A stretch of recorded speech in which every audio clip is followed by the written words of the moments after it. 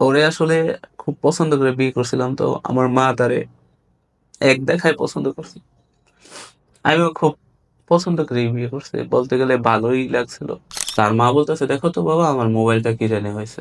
দেখলাম একটা লক হয়ে গেছে। লকটা ছুটে যখন দেখলাম ইমো 3টা, হোয়াটসঅ্যাপ 2টা, হ্যাঁ, মানে মেসেঞ্জার 2টা। বিষয় কি, আমি বলি, আম্মা আপনার মোবাইলে এত কিছু কেন? বাইরে এসে দেখলাম যে ছেলেটার সাথে রিলেশন, সে তার সাথে মানে ছবি আদান প্রদান, তো এটা খুব স্বাভাবিক বিষয়। মানে সে আমার বিয়ের পর থেকে এই যে মিথ্যে যে সমস্যাটা, সে 5 দিন ধরে নাটক করছে, এটা সম্পূর্ণ মিথ্যা নাটক করছে আমার সাথে। সে তার বয়ফ্রেন্ডকে কমিটমেন্ট করছে যে আমি তোমার কাছে চলে আসবো, প্লাস সে চলে যাওয়ার জন্য যত ধরনের যা কথা আছে এগুলা বলতেছে। নিজের ওয়াইফ তো, মানে আমি মোটর সাইকেলে দাঁড়ায় থাকতে পারে, এত এত বড় একটা ঘটনা আমি মাইনে নিলাম। তার এক্স বয়ফ্রেন্ডের সাথে যা ছিল তা মাইনে নিলাম। এখন এসে শুনতেছি সে এখানে আরেকটা বিয়ে। তো লীলা খেলা চলতেছে পুরো। হ্যাঁ, আপনার কাছে ছিল কতদিন মেয়ে? আমার কাছে ছিল হচ্ছে ভাইয়া 3 মাস। আপনার কাছে 3 মাস ছিল। যে আপনার পরিচয় বিয়েটা কেমন করে হলো? যে এটাই হচ্ছে, আমি একটু আগেই বলে নেই, হুম। আমার মা এবং আব্বা হচ্ছে প্রথম থেকে তারা সেপারেট। যখন আমার 1.5 বছর বয়স থেকে, ও। তখন থেকে আমার মা আর আব্বা হচ্ছে সেপারেট। কিন্তু আমি আমার মার কাছেও বড় হয়েছি, আমার বাবার কাছেও বড় হয়েছি, দুজনই আমাকে টেক আদর কেয়ার করছে। করছে ওকে। বা আদর করছে বা দুজনকে আলাদা সংসার করতো নাকি? জি না, জি না। আমার আম্মা যখন 2002 সাল তখন থেকে বাইরে চলে যায়। উনি মানে জীবন স্ট্রাগল করছে ওনার জীবনে খুব।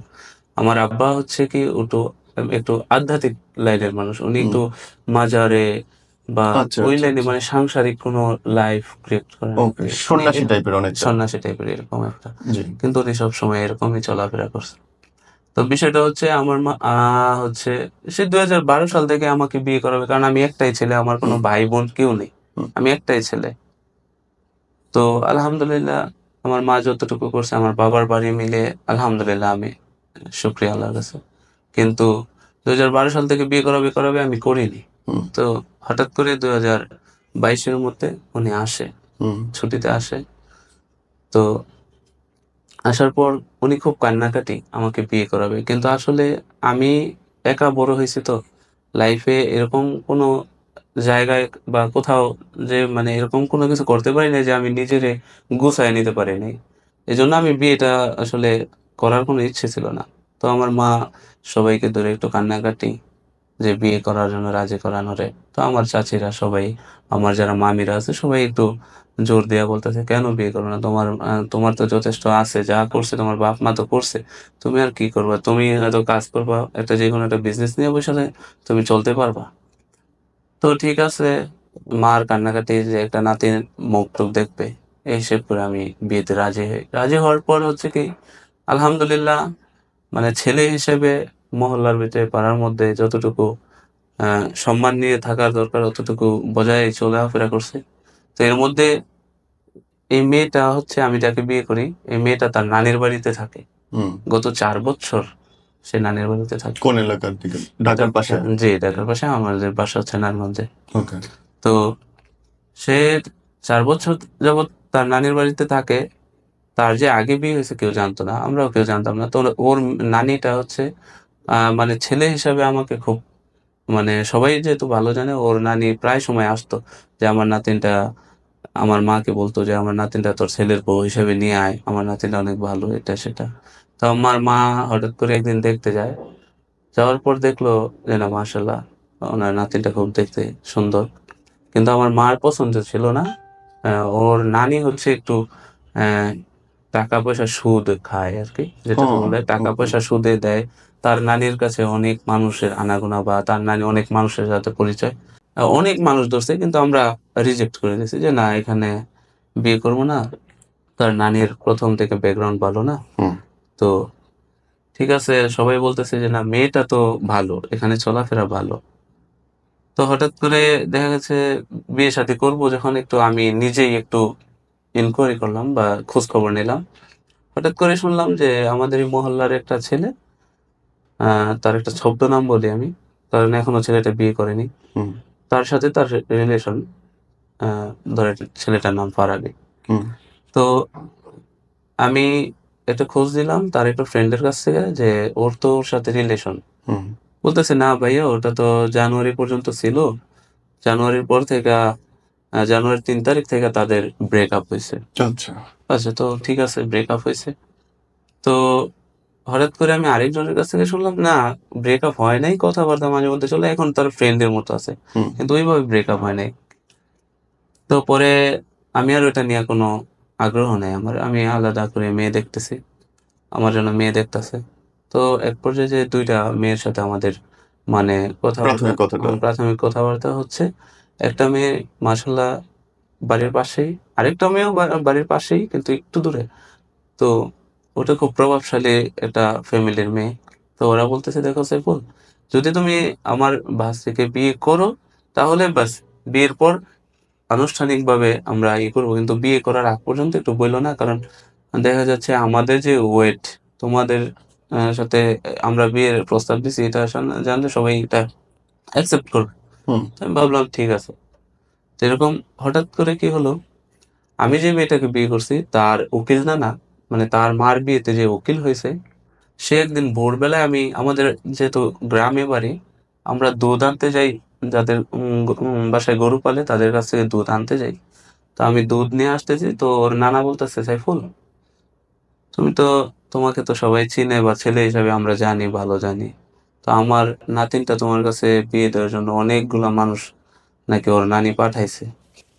তো আমার নাতিনটা তুমি নাও। তো আমি আবার জানতাম না উনি যে উকিল নানা ওর। হুম তাই আমি বললাম আপনার নাতিন কে? তো ওনার ছোট ভাই হচ্ছে আমার ফ্রেন্ড, খুব ভালো ফ্রেন্ড আমি ওর। তো বলতেছে যে এই অমুকের নাতনিটাই আমার উকিল নাতনি, তুমি যদি বিয়ে করো তাহলে আমি মনে করি খুব ভালো হইব, আর মেয়েটাও ভালো, তুমি একটু দেখো, আমার বাড়িতে আসো। তো একদিন বলতেছে যে আচ্ছা ঠিক আছে। ওই দিন আমি না করে দিই যে না, এখানে আমার মা, দেখেন আমার মা একটু অন্যরকম, উনি ইসলামিক অনেক কিছু মেনে চলে। তো উনি তো সুদের ব্যবসা করে হুম খায়। তো এগুলো নিয়ে আমার মা এখানে এই বাড়িতে খাইতে পারবো না, একটা ছেলের শ্বশুর বাড়িতে যাবে, তার একটা খুশি আছে কিন্তু সেটা উপভোগ করতে পারবে না, তো এখানে আমার ইচ্ছা নেই। তো এটা বলার পর বলতেছে আচ্ছা ঠিক আছে, ওইগুলো আগে ছিল এখন নাই, তুমি খোঁজ খবর নাও। তো খোঁজ খবর নিলাম যে আসলে এগুলো নাকি ছেড়ে দিছে, ভালো হয়ে গেছে, অনেকেই বললো। কিন্তু আসলে কি মানবিক দিক থেকে সবাই বলছে আর কি, কিন্তু আসলে উনি ভালো ও, হয়নি। দেখা গেছে উম, আমাদের মহল্লায় এরকম হয় যে একটা ছেলে খারাপ হইলেও কেউ সামনাসামনি বলে না খারাপ, হুম যে আর ভাবে বিয়ে যে থার কেসে তো বলেই না, হ্যাঁ, সবাই লুকায়। হ্যাঁ জি লোকায়। তো এরকম একটা বিষয়, তো আমিও ভাবলাম ঠিক আছে মার সাথে। তো ওই সময় হচ্ছে কি যে আমারও কোনো আদার্স যে মেয়েগুলো ওইগুলোর সাথে কম্পেয়ার করলে দেখা যাচ্ছে দেখতে শুনতে ও ভালো একটু। তো আমিও ভাবলাম তাহলে যাই একদিন দেখি। একদিন গেলাম, দেখতে গেলাম, ওই দিন দেখাবে না, মেয়ের খালা রাজি নাই বিয়েতে। তো আমরা চলে আসলাম, আমরা রাস্তা থেকে চলে আসলাম। এরপর কি হলো, ওর নানি আবার আসলো আমার বড় মামির কাছে, বলতেছে যে তুই একটু হারে নিয়ে যা, আমি তো ওই দিন বাড়িতে ছিলাম না, আমার ছোট মেয়ে কি বলছে না বলছে, তুই একটু ছেলেটারে নিয়ে যাইস, আমার নাতিনটা দেখাবো। তো ওই দিনও গেলাম।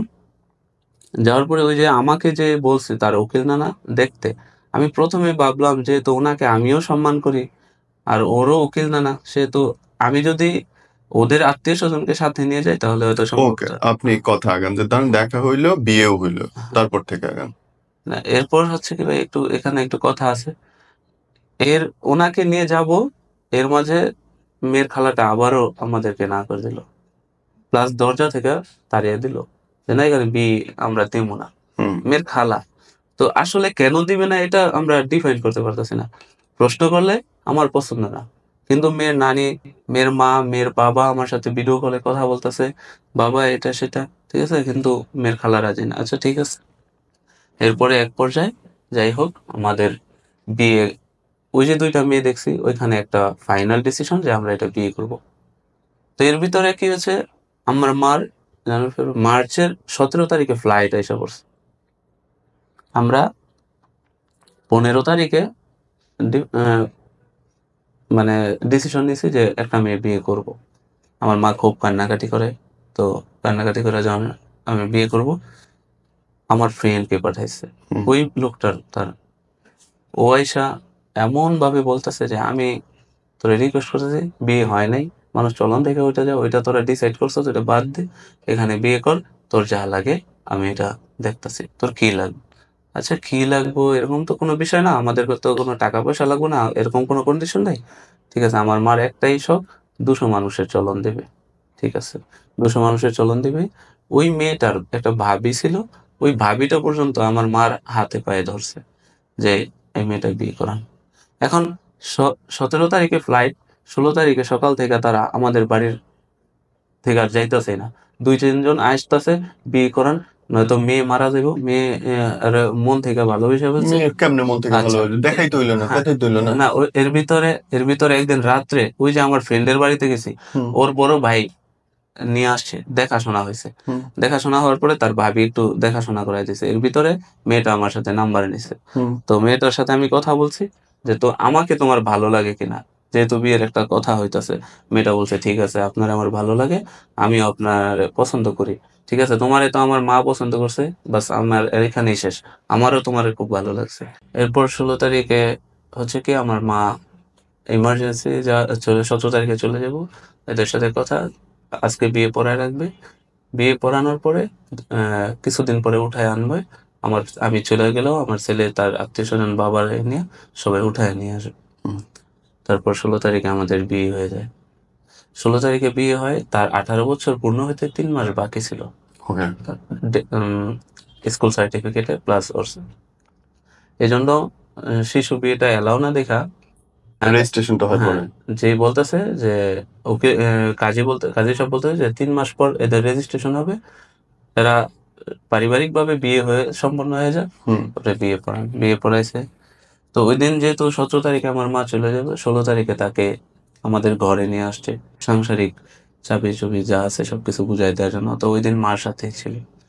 তো ওর ভাবি আমারে একটা, মানে মুসলিমের যে নিয়ম, হঠাৎ করে বলতেছে যে তার একটু শারীরিক সমস্যা আছে, তার কাছে আপনি যায়েন না। তো আমিও যেহেতু মুসলমান, আমি একটু সময় দিলাম। সময় দেওয়ার পর ও কি হচ্ছে, ভোরবেলায় ওঠা কান্নাকাটি শুরু করছে। আমি বললাম কি হয়েছে, বলতেছে ওই যে যে উকিল, যে নানা, ওর জন্য নাকি ওর খারাপ লাগতেছে। আমি বলতেছি কেন, কি হয়েছে, বলতেছে আমি ছোটবেলা থেকে ভাইয়ের কাছে বড় হয়েছি, ভাই আমার অনেক দেখাশোনা করছে। হুম। তো আচ্ছা ঠিক আছে, হইতে তুমি পারে। একটু কথা বলো। না, আমিও ওনাকে খুব সম্মান করি, আমার ফ্রেন্ডের বড় ভাই, প্লাস ওদের বাড়িতে আমি ছোট থেকে খাওয়া দাওয়া করতাম। তো ওরে সকালবেলা আমি ওরে আমার মোবাইলটা দিয়ে ও রুম থেকে বেরিয়ে আমি আমার আনুষঙ্গিক কাজ করতেছি। তো ও কথা বলছে, বাস কি বলছে আমার ঠিক আমি ওগুলো মনে নেই নেই বা মাথায় নেই, বাস। তো কি হয়েছে, চলে গেল ওই দিন। তো ওই দিন যাওয়ার পর আমার মাকে আমি এয়ারপোর্টে ছাড়তে 8টার সময় ওকে নিয়ে, আমার মাকে নিয়ে চলে আসি এয়ারপোর্টে। এয়ারপোর্ট থেকে গেলাম, আমার মার ভিসাটা ক্যান্সেল হয়ে গেছে। আমরা এটা কেন হয়েছে আমরা জানি না। তো বাসায় যখন গেলাম আবার ফোন গেল, আম্মা ফ্লাইট ক্যান্সেল হয়েছে, ভিসা ক্যান্সেল হয়ে গেছে। এখান থেকে আবার রিটার্ন নিয়ে গেলাম, ও ক্লান্ত। তো পরের দিন হচ্ছে তার ভাইকে ওকে আনতে গেছে, যেটাকে বলে আড়াই উল্লাহ করতে হয়। তো আমরা বললাম যে আমাদের তো চলন দিয়ে আনার কথা, তাদের 200 মানুষ আমাদের এখান থেকে যাবে, আমরা বিয়ের অনুষ্ঠান তো এখন হয়নি।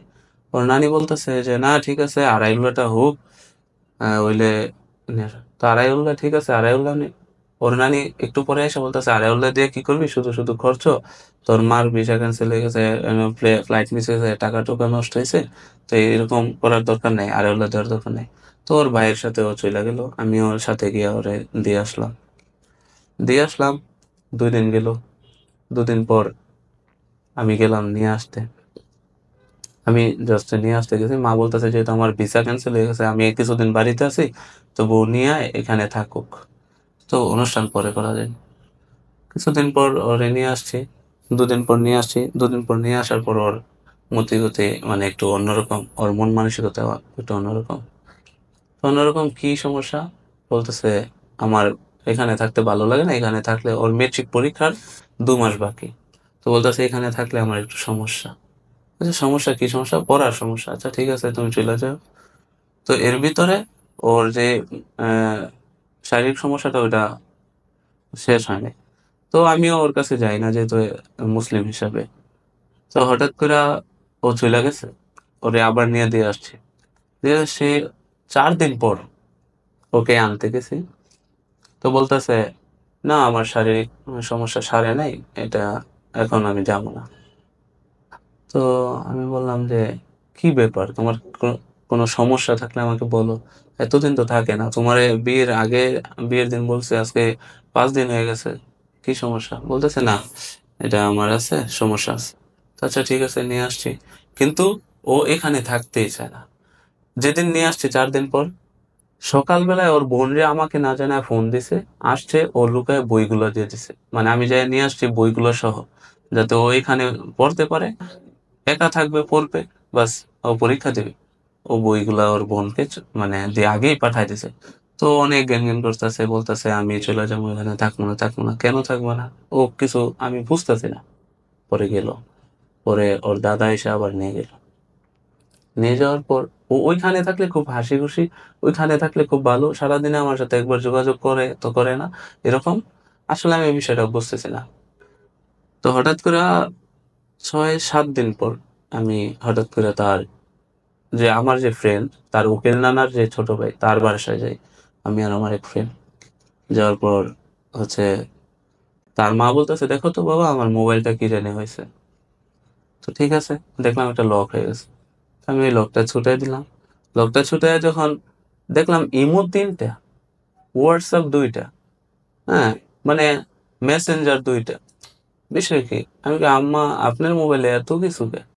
তো হঠাৎ করে একটা ইমোতে ঢুকতে প্রতিটাতে পাসওয়ার্ড দেওয়া, এত পাসওয়ার্ড কে? তো আমি ওরে জিজ্ঞেস করতে, তো ও কি করছে আমার হাতের এই পাশে এসে ওর মার মোবাইলে আমি কোথায় কি করি সে দেখতেছে। তা আমি বললাম কি সমস্যা তোমার? আমি তো তোমার ফোন হাতে নেই, আর তোমার ফোন আজও পর্যন্ত আমি হাতে নেই। তোমার ফোন রেখে তুমি মার ফোনে, তো তোমার কি দরকার? তো বলতেছে না আপনি যা করবেন আমার সামনে করেন। তো আমি মাকে বললাম কি মা, এইটা কোন ধরনের নাটক? আপনার ফোন আপনি আমার হাতে দিয়েছেন, আমি আপনার ফোন দেখতাছি, আপনার কোনো সমস্যা নাই, আপনার প্রাইভেসির সমস্যা নাই, কিন্তু ওর কেন প্রাইভেসির সমস্যা? ওকে একটু দূরে যাইতে বলেন। তো মা বলতেছে কি ব্যাপার, তুই কেন এখানে এই করতেছিস? চলে, ও যাইতেছে না। ও যাইতেছে না যখন হঠাৎ করে একটা ইমোতে ঢুকলাম। তো যাই হোক, ওর যে উকিল নানা তার সাথে বিভিন্ন মেসেজ, বিভিন্ন মেসেজটা এত পরিমাণ যে একদম পরকীয়ার মতো, সব মানে পরকীয়াই, এরকম অনেক কথাবার্তা। কেমন কথাবার্তা? যেমন তুমি আসো, ঠিক আছে আসতেছি, তোমাকে মানে যেগুলো আমি বলতে পারবো না, মানে এরকম আর কি, ঠিক আছে। যেটুক বলতে পারবেন বলেন। তো তার মানে আমারটা একটু দৌড়িস, মানে হাতেই করে দিস, তারপরে আমি তোরটা একটু চুষা দিমুনে, ঠিক আছে। তো এখন আর এগুলার প্রয়োজন নাই, এত গভীর, আজকে না কালকে, ঠিক আছে। চল ঢাকায়, চল রুমে, ঢাকা রুম নিছে, ঢাকায় একা আছি, ঠিক আছে। ও স্কুল থেকে চলে আসে, ঠিক আছে আমি আসতেছি, ঠিক আছে, এরকম মেসেজ গুলা। উকিল না না? জি, উকিল নানার আগে একটা বউ ডিভোর্স হয়েছে, দ্বিতীয় বউর ঘরে 3জন ছেলে সন্তান এখন। যে ওর মার মার বিয়েতে উকিল হয়েছে, তার সাথে পরকীয়া? তার সাথে পরকীয়া। ও বিশ্বাস করবেন না ভাইয়া, মাই আমার গড! ওই মুহূর্ত আমার মানে আমার হাত পা কাঁপা, আমি নিঃশক্তি হয়ে গেছে, আমার শরীরের প্রতিটা পশম দাঁড়ায় গেছে। আমি ওর রুম থেকে বের হয়ে মোবাইলটা নিয়ে আমি ওর বাবারে ফোন দিয়েছি, বলছি মোবাইলটা আজকে আমার কাছে থাকবে, আমার কাছে থাকবে, কাল সকালে আমি মোবাইলটা দিয়ে দিতেছি। বাইরে এসে দেখলাম সে যে ছেলেটার সাথে রিলেশন, ফারাবি, যার সাথে 3 বছরের রিলেশন, সে তার সাথে মানে পিক্স, ছবি আদান প্রদান তো এটা খুব স্বাভাবিক বিষয়। মানে সে আমার বিয়ের পর থেকে এই যে মেন্সের যে সমস্যাটা, সে 5 দিন ধরে নাটক করছে, এটা সম্পূর্ণ মিথ্যা নাটক করছে আমার সাথে। সে তার বয়ফ্রেন্ডকে কমিটমেন্ট করছে যে আমি তোমার কাছে চলে আসবো, প্লাস সে চলে যাওয়ার জন্য যত ধরনের যা কথা আছে এগুলা বলতেছে। এমনকি মেয়ের মা পর্যন্ত সে বয়ফ্রেন্ডের কাছে মানে দিয়ে দেওয়ার জন্য, মানে তারা কথাবার্তা বলছে। তাহলে মা আপনার পর্যন্ত আপনার সাথে বিয়ে দিল কেন? আমার সাথে বিয়ে দিছে তার নানি। কেন? আমি তাদেরকে প্রশ্ন করছি যে তাহলে কেন করছেন, এই বিয়েটা কেন দিছেন?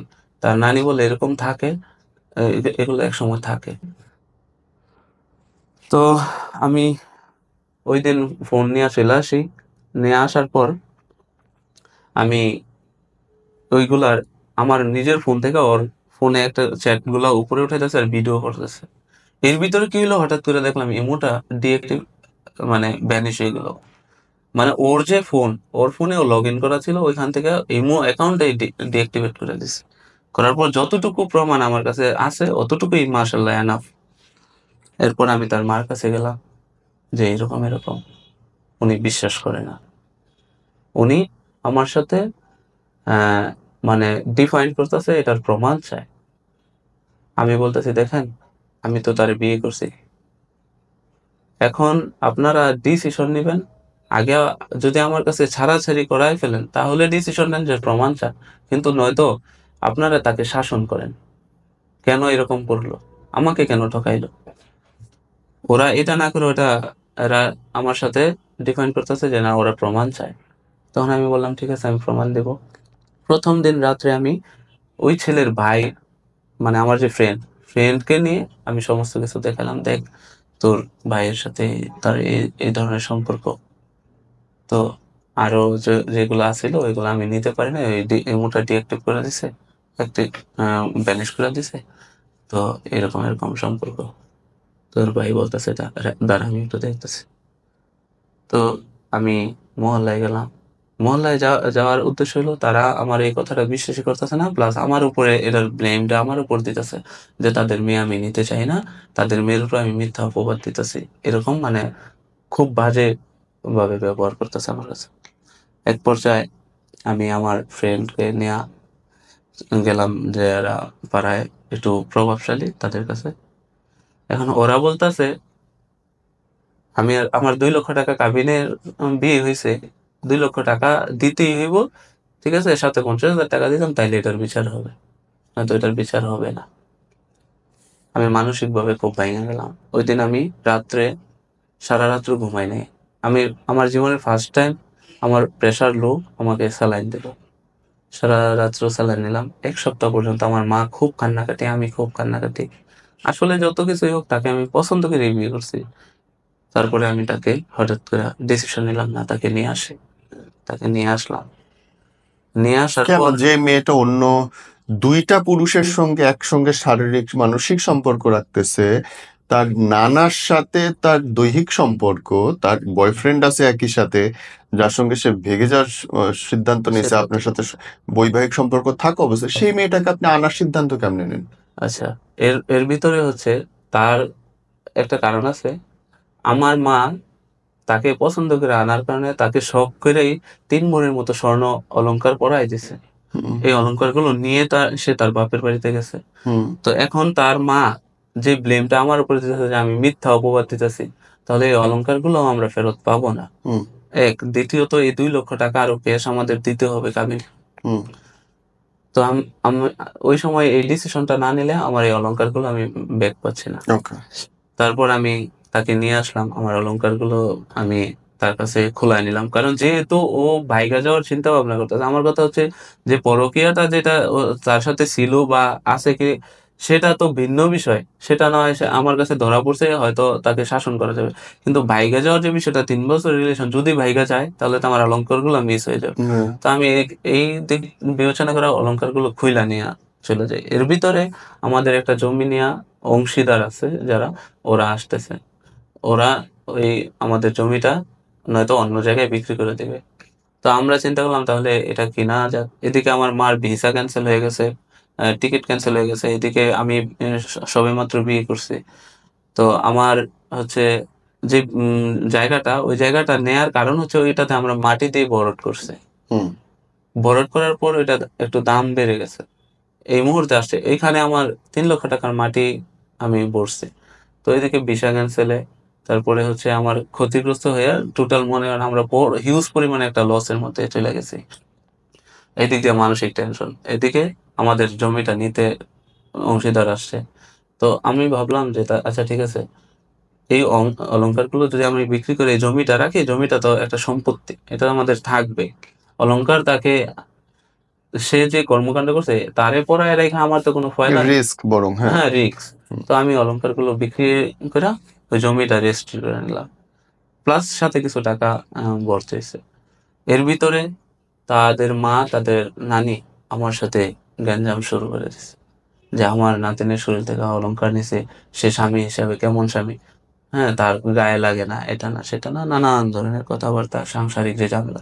এদিকে আমার মার যে 200 মানুষের চলনের কথা ছিল, তার আর দেবে না, অস্বীকার অস্বীকার, 200 মানুষ চলন দিবে না। ঠিক আছে, আমি নিয়ে আসছি তাকে। নিয়ে আসার পর ঘর সংসার করতেছি, হঠাৎ করে আমার মনে হলো তাদের বাপের বাড়ি কোথায়, আমি তো নানির বাড়ি থেকে বিয়ে করছি, হঠাৎ করে বিয়ে করছি একদিনের মধ্যে, অত কিছু জানার মানে হয় নাই, সুযোগ হয় নাই। তাদের বাপের বাড়িতে নারায়ণগঞ্জের একটা জায়গা, যেখানেও। তো আমি ওই এলাকায় আগে, অনেক আগে চলাফেরা ছিল আমার, চলাফেরা বলতে আমার ফ্রেন্ড সার্কেল ছিল। হঠাৎ করে আমি ভাবলাম আচ্ছা ঠিক আছে, তার এই কাহিনী, আমি একটু ফোন দিই, ওদের বাপের বাড়ির বিষয়টা কি, ওরা এখানে কেন থাকে। ফোন দিলাম, ফোন দেওয়ার পর বলতেছে আমি তো চিনি না, তবে তুই যে জায়গাটার নাম বলতেছে, যে গ্রামের, ওই গ্রামে আমার ফ্রেন্ড সার্কেল আছে, তুই আয়, আস এদিকে, আসলে আমি তোকে নিয়ে যাব। গেলাম, যাওয়ার পর আমি তাকে, মানে আমি একটা ছোট্ট ছেলেকে তার বাবার ছবি দেখতেছে, যে একে চিনেন, বলতেছে এর তো এখানে বাড়ি, এটা তো আসিফের শ্বশুর, মানে যে ছেলেটা, ওই ছেলেটার শ্বশুর, ওর আগের যে হাজবেন্ড, ওর শ্বশুর, ওর ওয়াইফের নাম কি, আমি যাকে বিয়ে করছি ওর নাম বলতেছে। সে, আমি মোটর সাইকেল নিয়ে গেছি, আমি মোটর সাইকেলে বসা, আমি বলতেছি তুমি কি শিওর, বলতেছে হ্যাঁ শিওর, এই মেয়ের ওই ছেলেটা তো এই মেয়ে, ওনার মেয়েকে, বড় মেয়েকে বিয়ে করছে, বড় মেয়েকে বিয়ে করছে, এই ছেলেটাকে অনেক মায়েরা, ওর সাথে 3 বছরের রিলেশন ছিল, প্লাস বিয়ে ভাগায় নিয়ে বিয়ে করাতে ওই ছেলেটাকে অনেক মারছে, মেরে 30,000 টাকা জরিমানা দেয়া এই ছেলেটার কাছে ডিভোর্স করায় তারা চলে গেছে এখান থেকে। বিশ্বাস করবেন না ভাই, নিজের ওয়াইফ তো, মানে আমি মোটর সাইকেলে দাঁড়ায় থাকতে পারে, এত এত বড় একটা ঘটনা আমি মাইনা নিলাম, তার এক্স বয়ফ্রেন্ডের সাথে যা ছিল তা মাইনা নিলাম, এখন এসে শুনতেছি সে এখানে আরেকটা বিয়ে। তো লীলা খেলা চলতেছে পুরো। হ্যাঁ, তারপর আমি কনফার্ম হওয়ার জন্য, আমি আমার যেহেতু আমার ফ্রেন্ড আছে সাথে, তো যেহেতু আমি তাকে বিয়ে করছি, এত কিছু মাইনা নিছি, আমি ওই মুহূর্তে ভাবলাম কি যে আমি এখন আর কিছু জানতে চাই না, আমার ফ্রেন্ডকে নিয়ে আগে আলাদা রেখে আমি আলাদা আবার আসতে হইব আরো কিছু জানতে হইলে। কারণ যেহেতু যদি আমি পরবর্তীতে তাকে মাইনা নিয়ে খাই, তাহলে তো এগুলো মানুষকে জানায় আর আমার ফায়দা হইতেছে না। আমি সাথে সাথে করে ব্যাক করলাম, আমার ফ্রেন্ডকে বললাম একটু, আমার আসলে আমার ওই মোটরসাইকেল চালানোর শক্তি তখন ছিল না, খুব মানে মানসিক ভাবে আমি খুব হয়ে যাই। তো আমার ফ্রেন্ডরা আমাকে আমার বাড়িতে পৌঁছে দিয়ে যায় মোটরসাইকেল চালায়। পরবর্তীতে আমি একা যাই, যাওয়ার পর এক দোকানদারকে বলতেছি আচ্ছা ভাইয়া এখানে, আপনার চোখ ভিজে যাচ্ছে কেন? কাঁদতেছেন কেন?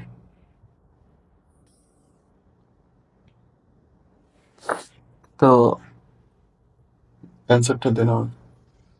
বুক কেন ভারী লাগতেছে আপনার? ওরে আসলে খুব পছন্দ করে বিয়ে করছিলাম, তো আমার মা তারে এক দেখায় পছন্দ করছে, আমিও খুব পছন্দ করে বিয়ে করছি, বলতে গেলে ভালোই লাগছিল। খুব ছোট ভাবতাম ও ছোট, ভুল করছে, কিন্তু তার ফ্যামিলিটা যে এরকম, মানে এটা ভাবারও বাইরে ছিল। আমি ভাবতাম যে হয়তো শাসন করে একটা সময় আমার কাছে ওরে বেক করে দেব, কিন্তু ওরে নিয়ে গিয়ে ওর মা অনেক, মানে আমার সাথে গেম খেলছে আর কি। তো লোকটা আমাকে নামাই দেওয়ার পরে পরের দিন আমি গেলাম, পরের দিন যাওয়ার পর একটা লোকের আমি ছবি দেখাইলাম, এই মেয়েটাকে চিনেন, সে বলতেছে এটা তো ওর বউ। আচ্ছা ওর বউ, ও কোথায়, বলতেছে ওরা তো এখান থেকে চলে গেছে, ছেলেটাকে অনেক মায়ের টের দিয়া ওর কাছে 30,000 টাকা জরিমানা করছিল, ছেলেটার সাথে ডিভোর্স করায় নিয়ে গেছে। তো নিয়া আমি ওই ছেলেটাকে বের করলাম যে ভাই আপনার সাথে কি সমস্যা ছিল। বলতেছে মেয়েটার সাথে আমার সাথে রিলেশন ছিল, বিয়ে যেটা এটা আসলে বিয়ে বলে না, কিন্তু এরপরেও আমি বিয়ে করছিলাম, কিন্তু ওরা আমার সাথে খুব অমানবিক আচরণ করে মেয়েটাকে নিয়ে গেছে। এমনকি মেয়েটার নানির বাড়িতে পর্যন্ত ওই ছেলেটা নানির এলাকায় যে স্কুলে ভর্তি করছিল ওইখানে আসছিল নিয়ে যেতে। তো মেয়েটা যায় নাই, মেয়েটা না যায় এখানে একটা রিলেশনে জড়াই গেছে। ছেলেটা সরকারি জব করতো। তো আচ্ছা ঠিক আছে, ওইখান থেকে যাই না, আসলাম।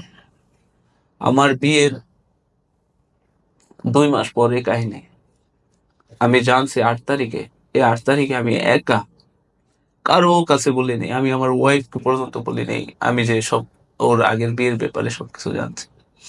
ওর মা ওর বাবা কাউরে না। আমি 2 তারিখে জানছি।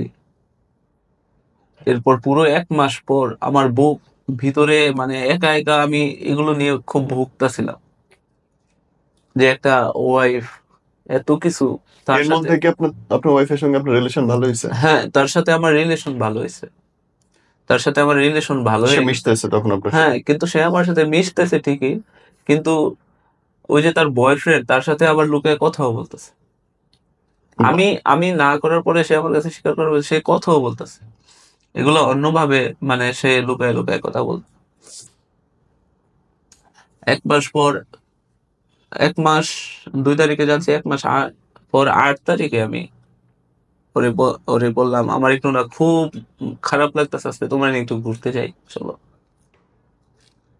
ঘুরতে গেছি, যাওয়ার সময় মোটর সাইকেলে ওর বোরখাটা একটু প্যাঁচ লেগে যায়।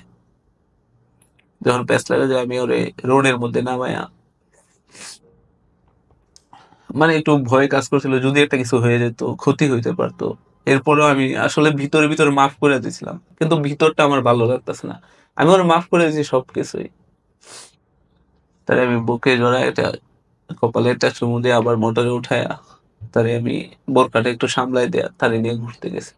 ওরে আমি বললাম, আচ্ছা আমি তো একটা ছেলে, যদি আজকে আমি এমন কিছু করতাম যেগুলো তোমার অন্তরে আঘাত লাগে, তুমি কি করতা? তো বলতেছে কেন? আমি বললাম তুমি, তোমার একটা না, তুমি তোমার জীবনে তুমি এতটুকু বয়সে দেখো তো তোমার কত ঘটনা।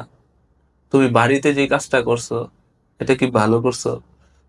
আজকে তুমি নানির বাড়িতে কেন থাকো? হয়তো আমি আগে জিজ্ঞেস করি নাই, আজকে জিজ্ঞেস করলাম, তোমার কাছে কি উত্তর? সে বুঝা ফেলছে। সে আমার উত্তর বলতেছে যা করছি ভালো করছে, যা করছে সে ভালো করছে। এরপরেও সারাদিন ঘুরলাম, তাকে আমি ওর বাপের বাড়িতে নামাই দিয়ে আসলাম। বাপের বাড়ি থেকে নিয়ে গেছে, মানে নানির বাড়ি থেকে নিয়ে গেছে, নানির বাড়িতে নামাই দিয়ে আসলাম। ও ওর মারে বলছে যে সাইফুল তো সবকিছু জানা গেছে আগের বিয়ের ব্যাপারেও। ওর মা আমারে 3 দিন পর কল দিছে, কিন্তু আমি কিন্তু তার সাথে কোন রকম কোনো খারাপ ব্যবহার করিনি। আমি এত কিছুর পরেও তার একটা থাপ্পড় দিয়ে দেখি নাই। আসলে আসলেই সে ছোট ছিল। মানে সে যখন আসতো আমার সামনে, মানে খামখেয়ালি করে কথা বলতো, আমি একটা কথা বলে সে রাখতো, দেখা যেত কি আমার রাগটা আমি কন্ট্রোল করে ফেলতাম, মানে তার এই খামখেয়ালি গুলো, এই দুষ্টামি গুলো দেখা। তারপর খাইতে বসছি, ওর মা রাত্রে এরকম পার্টিশন আছে আমাদের গ্রামের ঘরগুলাতে, টিনের ঘরগুলাতে, পার্টিশনের সামনে এসে বলতেছে, সাইফুল তুমি কি শুনছো না শুনছো জানি না, তো যা শুনছো শুনছো, এরপরেও তোমার একটা কথা কই বাবা, তোমার মতো ছেলের কাছে আমার মেয়েই বিয়ে দিলাম নাহলে। আমার মেয়ের পিছে এখনো সরকারি চাকরিতে বিয়ে করে। হুম, মানে ওই যে যে ছেলেটা তার এক্স বয়ফ্রেন্ড, যাকে রেখে আমার কাছে বিয়ে বসে, তার সাথে তার মার কন্টিনিউ কথা চলতেছে। হুম। সেই ছেলে পাগলের মতো তার মেয়েকে ভালোবাসে এবং তার কাছে রিকোয়েস্ট করতেছে যে এত কিছুর পরেও সে ছেলে মাইনা নিতে চায়, সে ছেলে যদি, কিন্তু ছেলে তো তার এগুলো জানে না। তখন আমার ভিতরটা না আরো খারাপ হয়ে গেছে, ফাইটা যেতেছে যে 1 মাস 8 দিন হয়ে গেছে আমি তার আগের বিয়ের ব্যাপারে জানছি। আমি তো আজও পর্যন্ত আখিরে এমন কোনো কথা বলি নাই যে আমি তারে রাখবো না, ছেড়ে দিব, বা আপনাদের কাছে যে জানাইও নাই আমি যখন জানছি। কিন্তু আপনাদের কত অহংকার থাকলে এরকম একটা কথা বলা যায় যে আমার মতো ছেলের কাছে মেয়ে বিয়ে দিলেন। তখন আমি আসলে প্লেটে যে ভাতগুলা নিয়েছি আমি কখনোই ভাত নষ্ট করি না, মানে যা নেই তা খেয়ে উঠে যাই। তো আমি ওই ভাতগুলা খেয়ে উঠে গিয়ে বললাম, আজকে থেকে আমি আপনার ঘরে আর খাবো না, কোনোদিন আর আপনার ঘরে খাবো না। আপনি যখন বলতেছেন এখনো পর্যন্ত সরকারি চাকরিজীবী ছেলে ঘুরে, একটা মেয়ের আর কি হইতে পারে, আর কি ঘটাইতে পারে একটা মেয়ে যে আপনার মেয়ে ঘটায় নাই? আপনাদের সামনে সবকিছুর প্রমাণ, সবকিছু নিয়ে আমি হাজির হয়েছি, এরপরেও আপনারা আমার এই ছোট করতেছেন। ওদের বাড়িতে বিয়ে করছি, একদিনও মানে যে মেয়ের জামাইয়ের যে সম্মান বা ইজ্জত ওইভাবে আমাকে আপ্যায়ন করে নাই। তাদের ঘরে যা ছিল আমি তা খেয়ে উঠে এসে পড়ছি। তবে বিশেষ করে মানে এত কিছুর পরেও সে একটু হ্যাংলা পাতলা ছিল, তো খুব পাতলা ছিল। আমি খাইতে বসলে মানে আমি ভাবতাম কি সে হ্যাংলা মানুষ নানান কথা বলতো যে তার সাথে তার ওয়াইফ, এটা যায় না। যদি আমার প্লেটে মাছটা থাকতো, ওর প্লেটে মাছটা থাকতো, আমি ওর ওর প্লেটের মাছটা খাওয়ার আগ পর্যন্ত আমি বসে থাকতাম, আমার প্লেটের মাছটা খাইতাম না।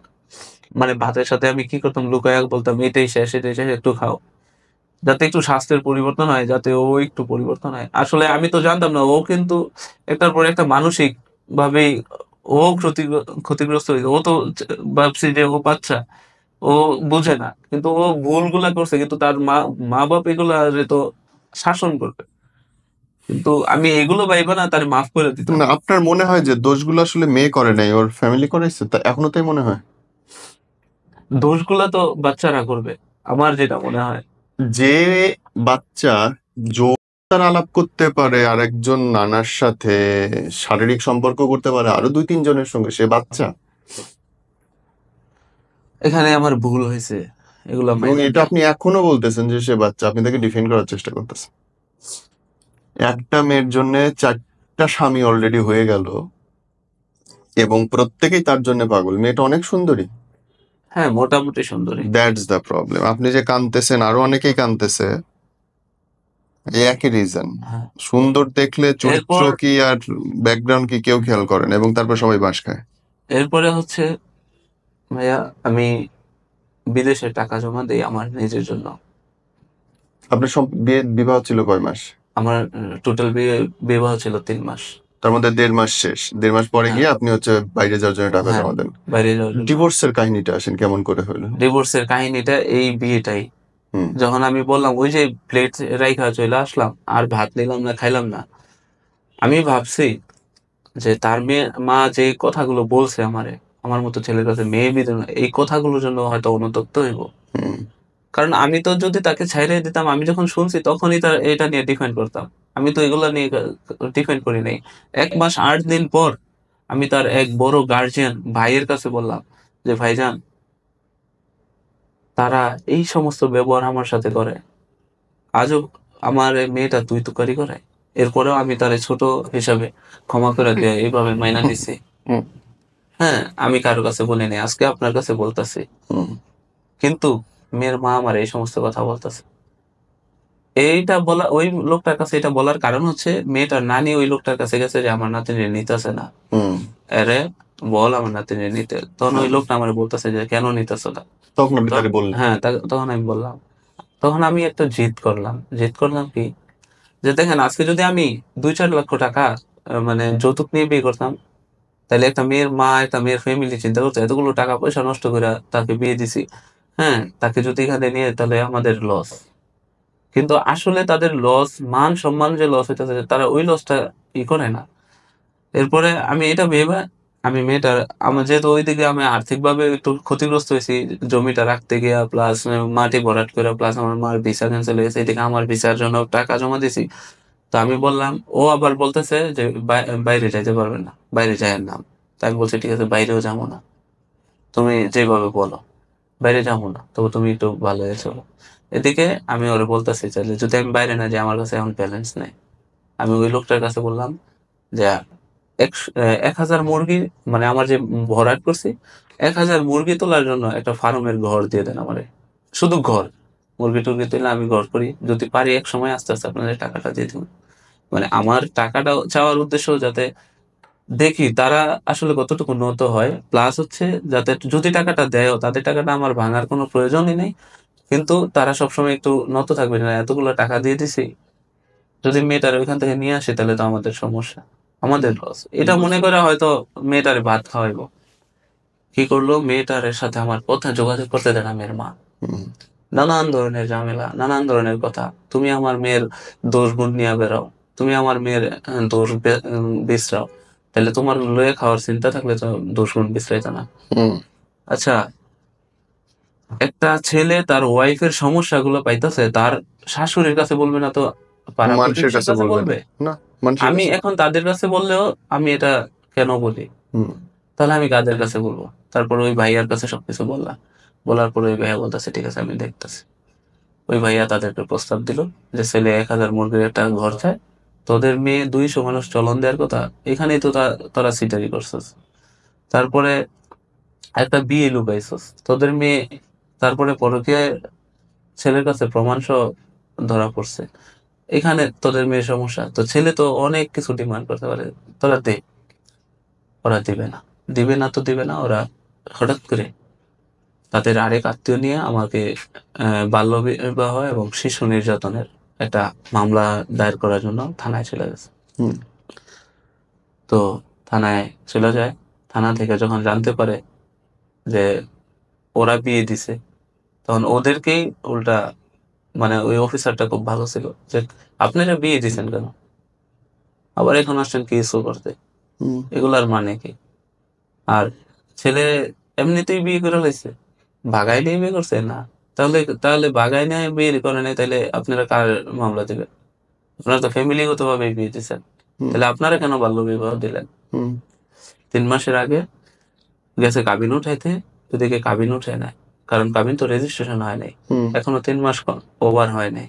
হুম, কাবিন রেজিস্ট্রেশন হয় নাই, কিন্তু 3 মাস পরে কিন্তু রেজিস্ট্রেশন হয়ে যেত হুম, আমরা সম্মিলিত ভাবে গেলে, কিন্তু এরা আগেই যায় নাই। হঠাৎ করে কি করছে, যারা টাকা খায়, প্লাস হচ্ছে যারা এরকম গ্রামে পাওয়া যায় বিচার করে, তাদের কাছে চলে গেছে, হুম, ওদের মেয়েকে ভাত খাওয়াবে না, কাবিনের টাকা নিয়ে দিতে। এখন আমি 17 তারিখ আমার ফ্লাইট হচ্ছে, 5 তারিখ 6 তারিখে, হুম, 4 তারিখে ওরা ওই লোক ধরছে, নয়তো আমার ফ্লাইট ক্যান্সেল করে দেবো, হুম, মানে এয়ারপোর্টে ঝামেলা হয়। আমাকে মানে এরকম ব্লেম দিতেছে যে আমার বাড়িতে আমি যাইতে পারতেছি না। হুম, এরপর 2 লক্ষ টাকা, 1,30,000 টাকা আমার কাছে ক্যাশ, তারা রাজনীতি কিছু প্রভাব খাটায় 1,30,000 টাকা ক্যাশ নিয়ে ওই মেয়ে নিজে ডিভোর্স। বিয়ের দিন আমি ওরে ফোন দিছি যে দেখো, যতক্ষণ না ইসলামী শরিয়া মোতাবেক, যতক্ষণ না একজন স্বামীর শারীরিক কোনো সমস্যা আছে, সে তোমার উপরে জুলুম করতেছে, ততক্ষণ পর্যন্ত নারীর ইসলামে আইন নাই, বৈধতা নাই কোনো স্ত্রীর তালাক দেওয়ার। তুমি যে আমার তালাক দিয়ে যাইতেছো, তোমার এই তালাক কখনোই হইব না, ঠিক আছে, আমি যতদিন পর্যন্ত তোমার তালাক না দিব। সে বলতেছে দেখা যাবো এটা সেটা, হ্যাঁ, তালাক দিয়ে চলে গেছে। চলে যাওয়ার পর 2 দিন পর ও যেদিন 4 তারিখে তালাক দিছে, 5 তারিখ আমি দেশে, 6 তারিখে আমি দুবাই চলে যাই, আমার ফ্লাইট। আমি 1,30,000 টাকা ক্যাশ দিই, আনুষঙ্গিক কিছু খরচ যায় আমার 2 লক্ষ টাকার মতো খরচ যায় তাকে। সে আমার ডিভোর্স নেয়, জোরপূর্বক টাকাগুলো নেয়। নেওয়ার পর ও চলে যায়, 3 দিন পর সে আমার বাড়িতে চলে যায় আমার চাচির কাছে, ওরে বলেন যা হয়েছে ভুল হয়েছে, মাফ হ্যাঁ, করে দিতে, মাফ করে দিতে। তো আমার চাচি বলতেছে ও তো এইসব অনেক কান্নাকাটি আমাদের কাছে বলছে। আমি বলতেছি আচ্ছা ঠিক আছে, আমি একটু বুঝি। তো আসলে কি ভাইয়া, বিয়ে করছি, আহ, আমার জীবনে আমি রিলেশন করি নাই এরকম না, 2016 সালের পর থেকে আমি কোনো রিলেশন করি নাই। এতদিনের মধ্যে বিয়ে করছি না, তখন আমার ভিতরে আসলে একটু অনুশোচনা কাজ করতেছে। আপনার অনুশোচনা কিসের হবে? ডিভোর্স সে দিল, পলিটিক্যাল প্রভাব সে খাটালো, কেস সে করতে গেল, মানুষজন সে আনলো, আপনাকে হুমকি দিল, বাড়ি ছাড়া করলো, তাহলে আপনার অনুশোচনা কিসের হবে? এরপরেও আমার মনে হইতেছে এবং যে এরপরে মাফ আপনার করে দিই। তারে নেওয়ার হ্যাঁ, জন্য, মাফ করার জন্য আপনার মনের মধ্যে হ্যাঁ, কুরকুরাইতেছে। এরপরেও আমার মনে হইতেছে যে না, আমি তারে মাফ ঝামেলা তো করে দিই। আপনার মধ্যে। তো আমার মা বললো, ঠিক আছে বাবা, তুই যদি একটু তারে মাফ করে দিয়ে নিতে চাস তা যা। তার সাথে আমার এই 2 বছর, 1.5 বছর যাবত, এখনো 2 বছর কমপ্লিট হয় নাই ডিভোর্সের। জুলাইয়ের 6 তারিখে শেষ হবে। এই 2 বছর যাবত সে আমার সাথে কন্টিনিউ কথা। তাকে আমি বুঝাচ্ছি যে দেখো, তুমি তোমার ফ্যামিলি নিয়ে এরকম করো, তোমার ফ্যামিলি তোমার পিছনে ছিল। আজকে তুমি যদি তোমার ফ্যামিলি নিয়ে না আসো, তাহলে আমি তোমার কখনোই অ্যাকসেপ্ট মানে করবো না। এখনো সে আপনার কাছে ফিরে আসার জন্য চেষ্টা করতেছে? এর এর মাঝে একটু বলি, এই 2 বছর কথা বলার পর গত 4 মাস আগে তার বিয়ে বিয়ে দিয়ে দেয়। এর ভিতরে 4 মাস আগে, বিয়ের 1 মাস আগে আমার সাথে তার যোগাযোগ বন্ধ হয়ে যায়। হুম। বন্ধ হয় যে কোনো একটা বিষয় নিয়ে রাগারাগি। সে 1 মাসের ভিতরে আরেকটা রিলেশন করে ফেলে, যে ছেলেটা এখন তার হাজবেন্ড। এই ছেলেটাকে সে কিচ্ছু জানায় না। এ মেয়ে না ডেউটিন? আচ্ছা, সে বিয়ে করে 4 মাস, বিয়ের পর থেকে 4 মাস সে আমার সাথে আবারও যোগাযোগ করে। এই বিয়ের পর থেকে 4 মাস যে তার কাছে কোনো শান্তি পাইতেছে না, মানসিক শান্তি পাইতেছে না। তার বাবার নাকি 9 লক্ষ টাকা দেওয়ার কথা, তার বাবা 9 লক্ষ টাকা দিবে না, সে সংসারে যাবে না, সে আমার কাছে ফেরত আসবে। এরপরেও, ঠিক আছে, এরপরে আপনি নিতে চাচ্ছেন না? এরপরেও আমি কয়েকটা ইমামের সাথে, হুজুরদের সাথে কথা বললাম যে এটা নেওয়া যায় যাচ্ছে কিনা? হ্যাঁ জায়েজ আছে কিনা। হুজুরা বললো, সে তো তোমার ওয়াইফ, তুমি তো এখনো তার ডিভোর্স দেন না, সে ওইখানে যা করতেছে সেগুলো সম্পূর্ণ হারাম, জিনা করতেছে। তাদের যে তার বাপ মারে তুমি এটা বুঝাও। আমি তার মার সাথে আর কথা বললাম। জিনার শাস্তি কি? জিনার শাস্তি তো ওই বলেন, মহল্লা, যে জিনার শাস্তি কি? জিনার শাস্তি পাথর মেরে তাকে কতটা? পাথর মেরে মৃত্যুর আগ পর্যন্ত পাথর মৃত্যুর আগ মারতে হবে? পর্যন্ত মারতে মারতে পারবেন নাকি ঘরে নিয়ে আসবেন? এখন তো তার অর্ধেক বিচার চান কেন? ইসলামী আইনে বিচার চাইলে পুরা চাইবেন যে আমার এখনো বউ। কিন্তু ইসলামী আইনে যে তারা আমার কাবিনের টাকা নিল, ইসলামী আইনে তো আমার সাথে তার ডিভোর্স হয় নাই, তাহলে সে তাহলে ইসলামী আইন যদি এইটুকু মানেন যে আপনার সাথে ডিভোর্স হয় নাই, পরেরটুকু মানেন যে ইয়ে করবেন, পাথর মেরে মেরে ফেলবেন, সেটা তো পারবেন না। না, এটা তো আমার কি আমার আমার দ্বারা বিচার তো অর্ধেক সম্ভব না। মানলে সুবিধা, পুরো মানলে অসুবিধা? এখন এর এইটাই বিচার, আমরা সবাই অর্ধেক মানে যেটুকু আমাদের নিজেদের স্বার্থে লাগে। এবং কিন্তু এরপরে সে তো আপনি সারা মেয়েকে ঘরে জীবন আনতে যাচ্ছেন। কিন্তু সে তো সারা জীবন জেনায় লিপ্ত থাকবে। কিসের জেনা? সে আইন অনুযায়ী ডিভোর্স দিয়ে দিছে, কাগজে সই করছে। জি, বিয়ে তো দুই ভাবে হয়, একটা হচ্ছে সরকারি বা দেশীয় আইন, আর একটা হচ্ছে ইসলামী আইন। জি, ইসলামী আইন অনুযায়ী সে হচ্ছে আপনার কাছে কাবিনের টাকা পায়, জি, কিন্তু সরকারি আইন অনুযায়ী কাবিনের টাকা পায় না। জি, কিন্তু কাগজ তো সরকারি আইনে, হিসাব তো দুইটা দুই রকম। বুঝছেন জি, জিনিসটা? কিন্তু সো সে ডিভোর্স দিতে পারে আইনে, সরকারি আইনে সে তাহলে তো ডিভোর্স সে দিতে পারে। ইসলামী আইনে সে আমার সেই ইসলামী আইনে তো কাগজেরই রেজিস্ট্রেশন হচ্ছে না, রেজিস্ট্রেশন হচ্ছে কি এত সরকারি আইনে, ব্রিটিশ ল। তাহলে তো সে আমার কাছে 2 লক্ষ টাকা নিছে, আমার কাছে মানসিক সেটা ভাবে নিছে, সেটা আপনি দিচ্ছেন নিছে, হয়রানি করে। দিছেন। এবং আপনি তো এখন হয়রানি করার জন্য উতলাইতেছেন যে আমার হয়রানি করো, আমি আবার নিব তোমারে। আপনি হুজুরের কাছে যাচ্ছেন যে এটা সম্পর্কে জানার জন্য। সমস্যা তো কোথাও মেয়ের দেখি না, সমস্যা তো আপনার। এবং তার আগের সাইড হাজবেন্ডেরও একই সমস্যা, সে প্রত্যেক হাজবেন্ডকে পাগল বানায় রাখছে এবং আপনারা পাগল হইতেছেন। এটা তো আমার সাথে স্যার চিটিং হয়েছে। চিটিং না, না, আমাকে চিটিং না, এটা চিটিং না। সবকিছু আপনি যখন লুকায়া এগুলো জানলেন, করছে। আপনি যখন দেখলেন যে আপনার সাথে বৈবাহিক সম্পর্ক থাকা অবস্থায় দুইজনের সঙ্গে সে শুচ্ছে, তারপর আপনি মাফ করে দিলেন, তাহলে তো আপনার সাথে চিটিং হইলো না? আপনি যদি সেই মুহূর্তে তাকে ডিভোর্স দিতেন, সেই মুহূর্তে চলে আসতেন, সেটা ছিল হচ্ছে সঠিক কাজ। আপনি তো সেটা করেননি। আপনি তখন তার মুগ্ধতায় পড়ে আছেন, আমি এত সুন্দর বউ আর পাবো না, আমার এইটারই লাগবে। আপনি নিজের যোগ্যতার চেয়ে হয়তো বেশি পেয়ে গেছিলেন বলে মনে করেন আপনি, এবং এই কারণে ঠিক আছে ঠিক আছে করে গেছেন। ভুল বললাম আসলে কোথায় আমি? না এখন স্যার, আপনি বলবেন যে আমি তারা ভালোবেসেছিলাম, সরি, দিস ইজ নট লাভ, এটা ভালোবাসা না। আমি আসলে মানবিক দিক থেকে চিন্তা মানবিক করছিলাম দিক কোথায় যে চিন্তা মানুষকে করবেন আপনি? ক্ষমা করা যায়, ও, মানুষ ভুল করতে পারে, ভেরি গুড। ভুল মানুষকে ক্ষমা একবার, করে দিতে। দুইবার, তিনবার, আর কত? এনিওয়ে ব্রাদার, যারা দেখতেছে তাদের জন্য যদি আপনার কোনো শিক্ষা বলতে চান যে আমার জীবন থেকে আপনারা এই শিক্ষা নিতে পারেন। আমি শুধু এইটুকু বলতে চাই যারা দেখতেছে তাদের জন্য, যে আসলে বিয়ে একটা মানুষের জীবনে খুব গুরুত্বপূর্ণ বিষয়। আজকে আমি সমাজের মধ্যে যেখানেই দাঁড়াই, আমি যেই ফ্যামিলি থেকে বিয়ের প্রস্তাব পাইতাম, আজকে সেই ফ্যামিলিতে আমি গেলে বলতেছে যে ছেলেটা বিবাহিত, ডিভোর্সি, হ্যাঁ। হ্যাঁ ডিভোর্সি। এই যে একটা আত্মসম্মান, ছিন্ন বা আত্মসম্মান ক্ষুণ্ণ হওয়া এটা খুব যন্ত্রণাদায়ক। কষ্টের। তো আপনারা যারাই বিয়ে করেন, আমার এই জীবনী থেকে অন্তত এইটুকু শিক্ষা নেবেন যে বিয়ে হুটহাট করে করা করা ঠিক যায় না। না। বিয়ে হচ্ছে জীবনের মানে পুরো লাইফের প্রধান একটা পার্ট। আর দ্বিতীয়ত কথা হচ্ছে এই সমস্ত মেয়েদের থেকে দূরে আপনারা থাকতে দূরে থাকবেন ইনশাল্লাহ। আর যদি সঠিক রাস্তায় থাকেন, আল্লাহ আপনারে কোনোভাবেই ঠকাইবে না রাইট। ইনশাল্লাহ।